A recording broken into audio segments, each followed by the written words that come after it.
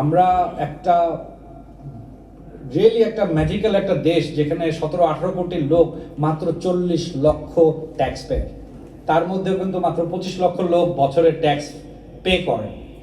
এখন আপনি ডিরেক্ট ট্যাক্সেশনে করেও কিন্তু আমরা এখানে দেখেছিলাম যে সরকারের একটা লক্ষ্য ছিল 12,000 কোটি টাকা এই ইনডাইরেক্ট ট্যাক্স দিয়ে মানে রেজ করতে চাচ্ছে, কিন্তু এটার যে রিটেল এফেক্টটা আমাদের এন্ড কাস্টমারের উপরে পড়বে সেটা কিন্তু ঠিক হয়ে আসতে আসতে কিন্তু অনেক বেশি সময় লেগে যাবে।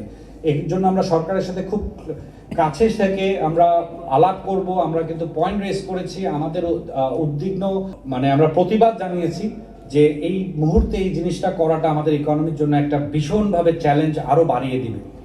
সো তার সাথে সাথে আপনাকে বলেছি যে ট্যাক্স ম্যানেজমেন্টে 10% ট্যাক্স রেট ফর ইনভেস্টরদেরকে আপনি বলেছেন যে দেশি হোক আর বিদেশি হোক, আমরা তোমাকে আগামী 10 বছর এরকম ট্যাক্স রেট দিব। এই দেখেই তো ইনভেস্টররা দেশি ইনভেস্টররা ইনভেস্ট করেছেন। এখন হঠাৎ করে মাঝরাতে এসে আপনি যদি বলেন যে আমি ট্যাক্স এখন 10% জায়গায় 20% করে দিব, এই কাভারেজটা কিভাবে করবে? স্বাভাবিকভাবে অল বিজনেসেস তাদের জিনিসের মূল্য বাড়িয়ে দিবে। আমার ফ্রিজ যেটা পাওয়া যেত 40,000 টাকায়, ওটা দেখা যাবে 45,000 টাকা হয়ে গেছে। টিভি যেটা পাওয়া যেত, মোটরসাইকেল, এটা কিন্তু একটা আপমর জনগণের, সারা বাংলাদেশে আপমর জনগণ কিন্তু মোটরসাইকেল করে ঘুরে, সবচেয়ে চিপেস্ট বাহন টু ট্রান্সফার।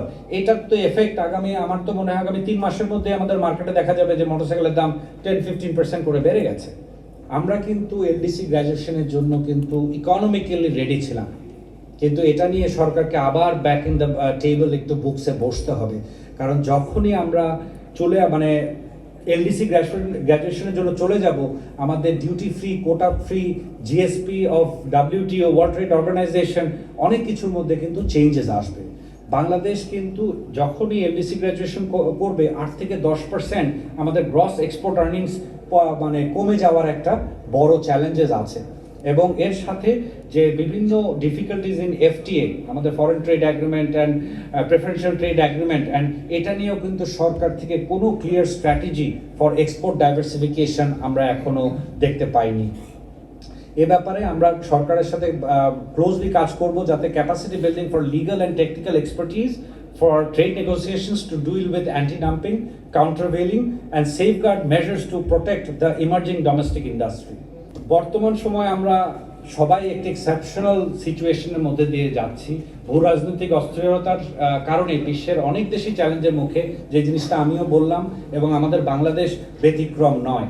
এছাড়াও আমাদের দেশের রাজনৈতিক অস্থিরতা ব্যবসায়িক পরিবেশকে আরও ক্ষতিগ্রস্ত করেছে। অর্থনীতি ও যদি আমরা এখানে অনেক ধরনের রিফর্মের কথা শুনছি, আমরা অনেক সংস্কারের কথা শুনছি, শ্বেতপত্র দেখেছি, এবং আমরা কিন্তু শুনতে পেরেছি যে সামনের দিকে আমাদের একটি ইলেকশন আসছে, এবং আমরা সবাই আশাবাদী যে এটা একটা ফ্রি অ্যান্ড ফেয়ার ইলেকশন দেখব।